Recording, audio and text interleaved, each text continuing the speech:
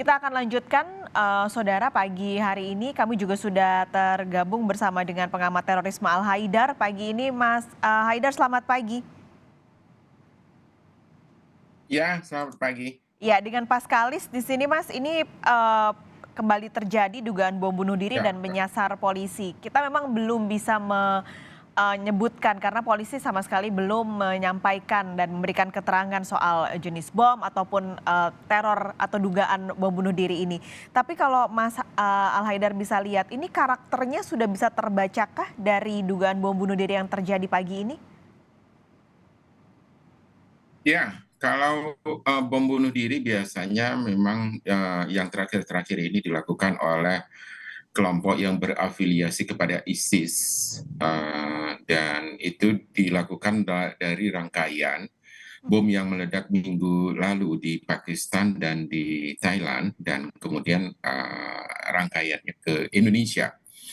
Dan kelompok teroris yang berafiliasi kepada ISIS di Indonesia adalah JAD atau Jamaah Ansaruddaullah. Dan kelompok JAD ini biasanya memang melakukan serangan-serangan dan ditujukan kepada polisi. Mmm, Dan sering sekali juga mereka selain membawa bom, mereka juga membawa senjata tajam, ya, pisau dapur dan sebagainya. Dan pelakunya biasanya memang kalau tidak keluarga, misalnya suami istri dan anak, tapi juga kadang-kadang wanita ataupun laki-laki.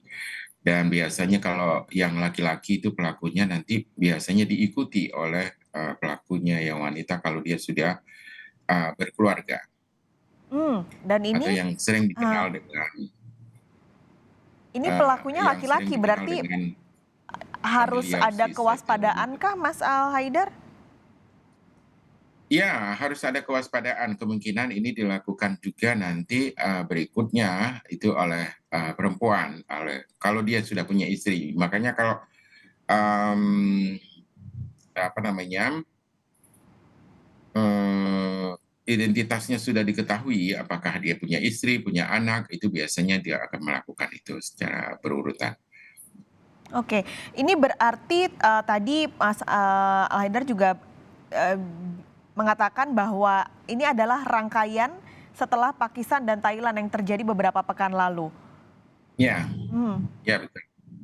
oke. Ini berarti, kalau melihat tapi kalau kita lihat ciri-cirinya Mas, adakah yang membedakan meskipun tadi afiliasinya dengan ISIS tadi Mas Al-Haidar, tapi adakah pembeda antara yang terjadi di Indonesia pada pagi hari ini dengan yang terjadi di beberapa waktu lalu di Pakistan dan Thailand? Ya, yang membedakannya itu adalah apa ya, targetnya. Kalau di Indonesia itu kan masih sentimennya kepada polisi.